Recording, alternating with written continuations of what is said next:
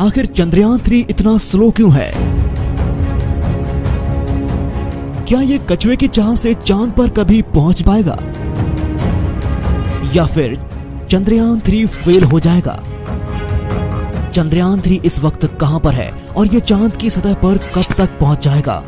America के Apollo mission को चांद पर पहुंचने के लिए केवल 4 दिन लगे थे और उस समय अमेरिका के कॉम्पिटिटर रशिया ने भी इतना ही समय लिया था चांद पर पहुंचने के लिए। लेकिन चंद्रयान 3 को चांद पर पहुंचने के लिए 40 दिनों का समय लगेगा। लेकिन आखिर चंद्रयान 3 बाकी देशों के मुकाबले इतना स्लो क्यों है? क्या आज भी हम नासा और रशिया के रोसकॉस्मोस से पीछे हैं या फिर इसके पीछे की असल वजह कुछ और है? आज की इस वीडियो में हम जानेंगे कि आखिर चंद्रयान 3 चांद पर कब और कैसे पहुंचेगा।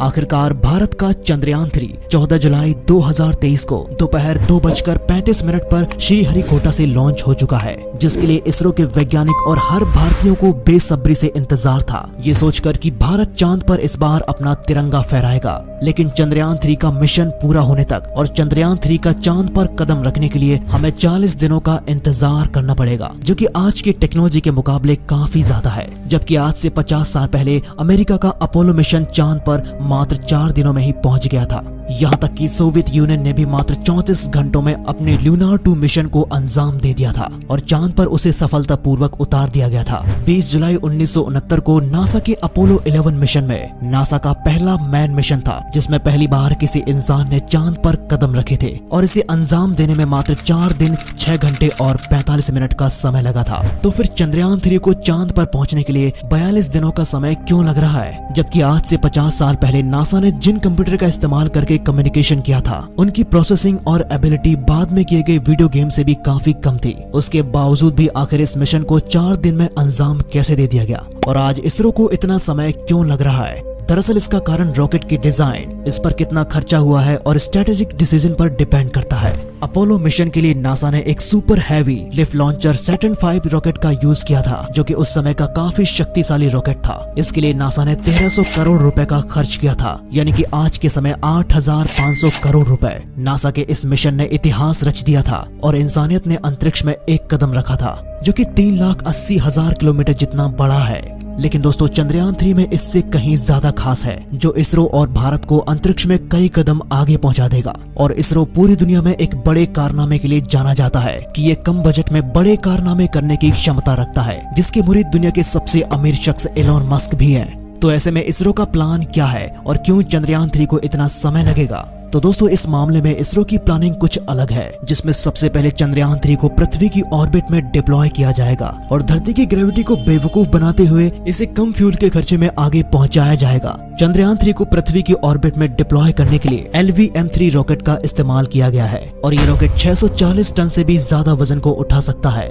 अब इसे चांद पर पहुंचने में कितना समय लगेगा, ये इस बात पर डिपेंड करता है कि हमारी स्ट्रेटजी क्या है, हमने किस तरह के रॉकेट का इस्तेमाल किया है और इसमें कैसा फ्यूल यूज किया गया है और इसमें कितना खर्चा आएगा। अब हम सभी जानते हैं कि नासा जैसी स्पेस एजेंसी के पास बजट की कोई कमी नहीं है, लेकिन इसरो को अपने काम काफी कम बजट पर करने पड़ते हैं। भारत के चंद्रयान 3 मिशन, जिसमें LVM-3 रॉकेट का इस्तेमाल किया गया है, ये रॉकेट फर्स्ट मून मिशन में इस्तेमाल किए जाने वाले रॉकेट सैटर्न 5 से काफी कम पावरफुल है। लेकिन इसरो की प्लानिंग ये है कि हमें चांद पर पहुंचने के लिए धरती की ग्रेविटी को थोड़ा बेवकूफ बनाना पड़ेगा, जिसमें धरती और चांद की ग्रेविटी की मदद से हम चांद पर पहुंचने वाले हैं। धरती की ग्रेविटी को धोखा देने के लिए चंद्रयान 3 धरती की छोटी ऑर्बिट में लॉन्च होगा और यहाँ पर सबसे अच्छी बात है कि ऑर्बिट में घूमते हुए किसी फ्यूल का खर्च नहीं होता। एक सैटेलाइट की तरह धरती की ऑर्बिट में रॉकेट डिप्लॉय हो जाएगा। लेकिन यहाँ पर धरती की ग्रेविटी को धोखा देने के लिए थोड़ी चालाकी लगानी पड़ेगी। इसके लिए रॉकेट का थोड़ा सा फ्यूल यूज करते हुए ऑर्बिट का साइज बढ़ाना पड़ेगा।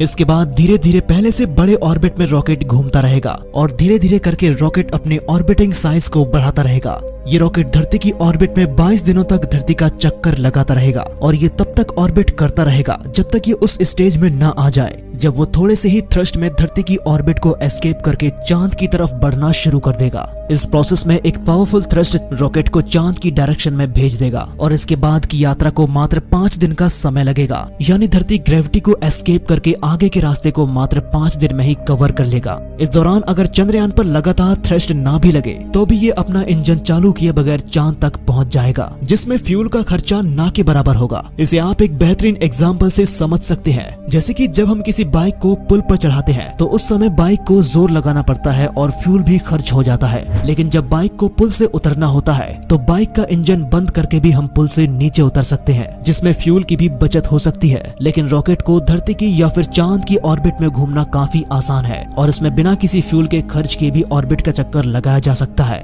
कुछ इसी तरीके को इस्तेमाल करके चंद्रयान 3 चांद की ऑर्बिट में पहुंच जाएगा और चंद्रयान 3 चांद की ऑर्बिट में 13 दिनों तक चंद्रमा का चक्कर लगाएगा।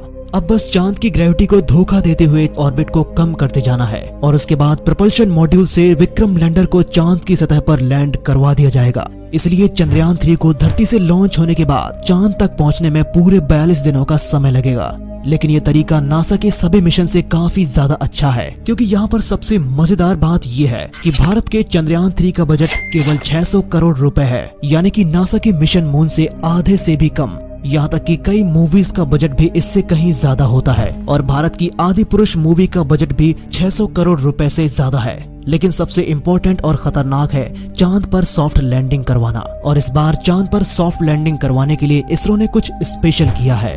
पिछली बार कुछ टेक्निकल ग्लिच के चलते चंद्रयान यहाँ पर लैंड नहीं कर पाया था, लेकिन इस बार चंद्रयान 3 में बेस्ट डिजाइन का इस्तेमाल किया गया है, यानी कि इसके फेलियर होने के जितने भी चांसेस हैं उन सबको मिनिमाइज कर दिया गया है। और इस बार 99% चांसेस है कि हम चांद पर सॉफ्ट लैंडिंग कर पाएंगे और उसके ये सब होने के बाद प्रज्ञान रोवर को चांद की सतह पर उतार दिया जाएगा और चांद की इस फार साइड पर एक्सपेरिमेंट कंडक्ट करेगा और अगले 14 दिनों तक प्रज्ञान रोवर चांद की सतह पर स्टडी करता रहेगा।